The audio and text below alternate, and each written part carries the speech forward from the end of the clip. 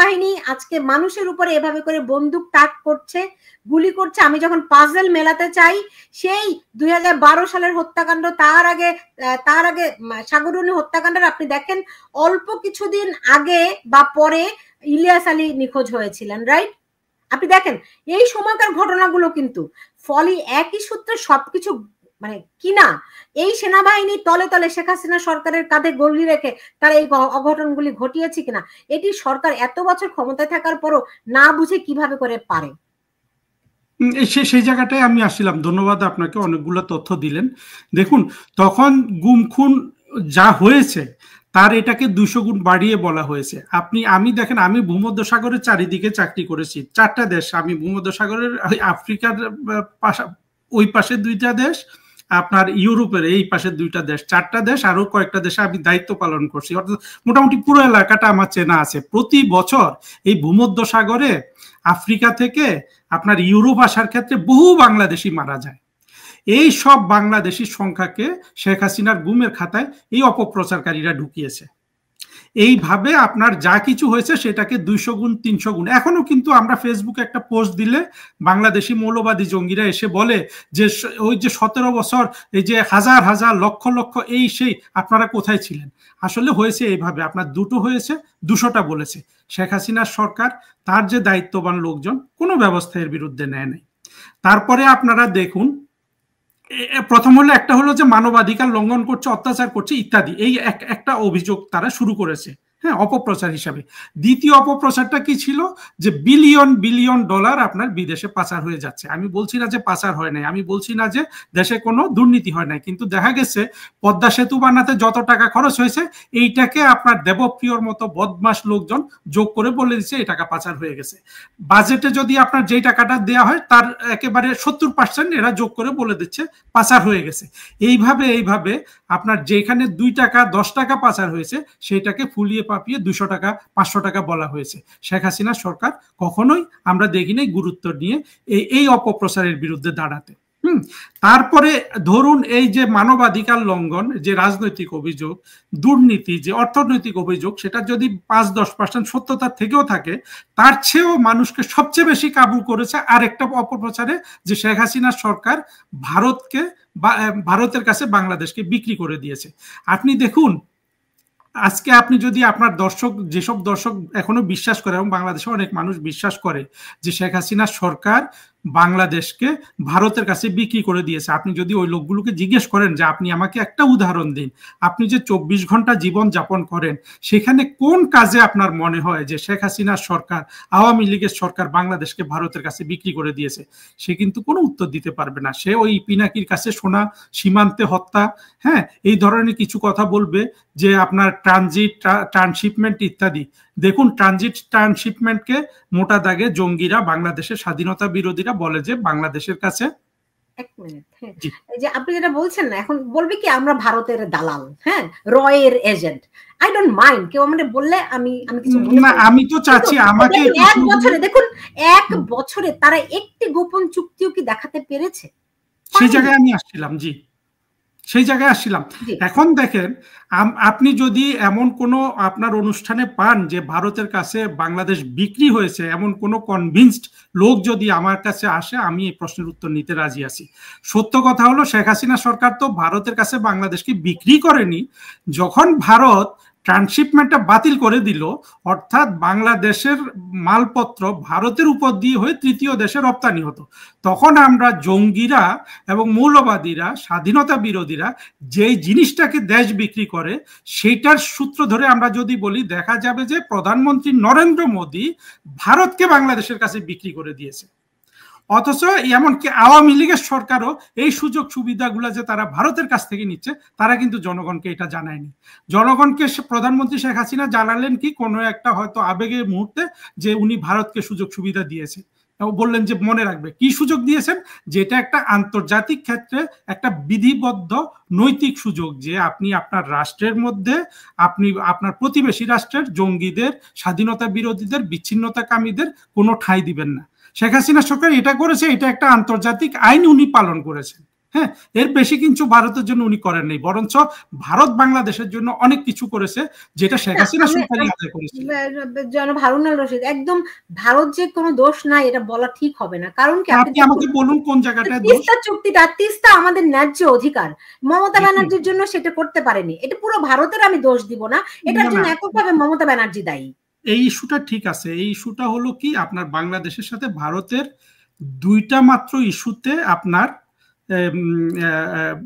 Imbalance আছে। একটা হলো আপনার এই পানি বন্টন, আপনি যেটা বললেন, আরেকটা হলো যে সীমানায় যে হত্যাগুলা হয়, বছরে 8-10টা মানুষ হত্যা হয়, প্রতিটা মানুষ বাংলাদেশি, প্রতিটা অবৈধভাবে ভারতে ঢুকেছে, ঠিক আছে? এইটা কেন হয়, এবং পানি চুক্তিগুলা, এইটার জন্য আপনি বলতে পারেন, কিন্তু এটার জন্য আপনি বলতে পারেন না যে বাংলাদেশকে ভারতের কাছে শেখ হাসিনা বিক্রি করে ফেলেছে। এখানে যে জিনিসটা, এই পানি চুক্তিগুলা এবং সীমান্তে হত্যা, এইগুলা সমাধান করার জন্য বাংলাদেশের কূটনীতি ততটা বলিষ্ঠ নয়। এগুলা করতে হলে শেখ হাসিনাকে করতে হয়। কেন করতে হবে? এটা তো কূটনীতির জিনিস। কারণ হলো বাংলাদেশের কূটনৈতিক সেক্টরটাকে বাংলাদেশের কোনো সরকারই দাঁড়াতে দেয়নি। অর্থাৎ এই কূটনৈতিক সার্ভিস থাকা না থাকায় বাংলাদেশের কিছু এসে যায় না।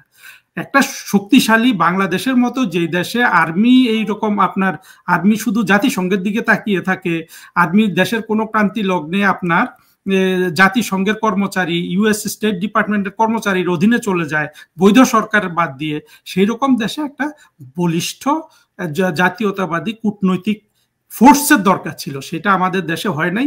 আমি প্রধানমন্ত্রী শেখ হাসিনা সরকার আগামী দিনে, এতে কোনো সন্দেহ নাই উনি সরকার গঠন করবেন, আমরা এই দাবিগুলো ওনার কাছে রাখবো। কিন্তু এই দুইটা ইস্যুর উপর আপনি কিন্তু বলতে পারেন না যে ভারতের কাছে বাংলাদেশ। আমার তো মনে হয়, দেখুন এই কথা আমার বলা হয়তো সঙ্গত কিনা আমি জানি না, কিন্তু আমি আজ বলতে দ্বিধা করি না যে হয়তো এমন একদিন আসবে, দেখুন, যে প্রমাণিত হবে শেখ হাসিনা কত বড় দেশপ্রেমিক ছিলেন। তিনি বারবার করে বলেছেন যে ওই সাদা লোকেরা আমাদের সেন্ট মার্টিন চায়, আমি যদি তাদেরকে দিয়ে দেই তাহলে আমি আজীবন ক্ষমতায় থাকতে পারি, রাইট? তিনি তো বারবার করে বলেছেন। তিনি এও বলেছেন তিনি বঙ্গবন্ধুর কন্যা, তিনি সেটি হতে দেবেন না, তিনি সেটি করবেন না। এখন তো আমরা সেই বাস্তবতা দেখছি। সেই বাস্তবতা শুধু দেখুন, জুলাই আগস্টে শেখ হাসিনা কেন সরে গেলেন? যাতে এই কিলিং, মানে যেভাবে মানুষ মারা যাচ্ছে এই সংখ্যাটা আর বৃদ্ধি না পায়। আপনি এবং সেই কিলিংসটা হচ্ছিল জঙ্গিদের একটা অনাচারের মাধ্যমে। সত্যি কিনা, কারণ আমরা বিভিন্ন বাংলাদেশে এখন কোনটা সত্য কোনটা মিথ্যা আমরা তো জানি না। বলা হচ্ছে যে শেখ হাসিনা আরো বল প্রয়োগ করতে চেয়েছিলেন। না, সত্যটা হলো শেখ হাসিনা এই 200-400 যে কয়টা মৃত্যু হয়েছে, এই মৃত্যুর সংখ্যাটা যাতে আর না বাড়ে সেজন্য উনি সরে গেছেন, এটাই হলো সত্য কথা। তাহলে দেখেন শেখ হাসিনার দেশপ্রেম দেখেন, মানুষের প্রতি দরদ দেখেন, আর বিপরীতে আজকে ইউনূস কি করছে, এই ডাকাতগুলা আর তার আপনার পুলিশের, আপনি দেখেছেন নিশ্চয়ই, আমার চেয়ে আপনি ভালো করে জানেন যে পুলিশ হেডকোয়ার্টারে চলে গেছে 3 জন জঙ্গি, জঙ্গি জাহাঙ্গীর, জঙ্গি আসিফ নজরুল, জঙ্গি ছোট আসিফ। এরা গিয়ে পুলিশকে, বিভিন্ন আইন শৃঙ্খলা বাহিনীকে কিভাবে সাধারণ নিরীহ জনগণকে মারতে হবে সেই জন্য তারা নির্দেশনা দিচ্ছে। আপনারা বাংলাদেশে কখনো এই ধরনের, বাংলাদেশের মানুষকে এই দৃশ্য দেখে বুঝতে পারে না কি হচ্ছে? মানুষ, বাংলাদেশের মানুষের কাছে এই ব্যাপারে আমার কিছু বলার আছে, আপনি প্রশ্ন করুন। আপনার সব প্রশ্নের উত্তর আমি দিয়েছি কিনা জানি না, আপনি আমার মনে আমাকে ধরিয়ে দেন। জি না, এই যে বাংলা, এই যে ধরেন আসিফরা যেই হেডকোয়ার্টারে বসে নির্দেশনা দিচ্ছে, এটা কোন এখতিয়ারে তারা দিতে পারে, কি আইনে দিতে পারে? বাংলাদেশ অ্যাকচুয়ালি 5 আগস্টের পর থেকে শেখ হাসিনা প্রধানমন্ত্রীর, যিনি এখনো বাংলাদেশের বৈধ প্রধানমন্ত্রী, তিনি সরে যাওয়ার পর থেকে বাংলাদেশে কোনো আইন কানুন বালাই কিচ্ছু নাই। এখন এরাই মানে অদ্ভুত একটা বিষয়।